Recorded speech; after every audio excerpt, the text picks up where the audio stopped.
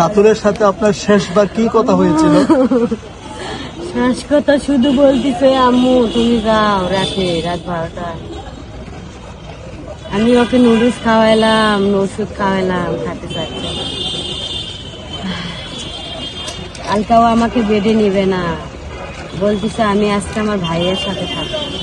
তুমি যাও, তুমি 45 দিন ধরে আসো আম্মু, তুমি ঘুমাও না, তুমি সেই অসুস্থ জ্বর, তুমি আমার আপুর সাথে যা হোস্টেলে থাকো, আজকে আমি ভাইয়ের সাথে থাকবো। আমি করছিলাম আপু তুমি যে জ্বালাও, রাতে ঘুমাও না, তুমি তোমার ভাই আছে সেই ডিস্টার্ব করো না, কিচ্ছু করবো না, তুমি আমাকে ওষুধ খাওয়াই।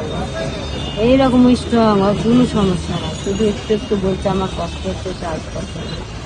আমি তো এটাই মানতে পারছি না, আমার ভালো সন্তান কেন আজ হারা গেল। হঠাৎ করে কেন আজকে দুনিয়া থেকে নাই হয়ে গেল? ডাক্তার কি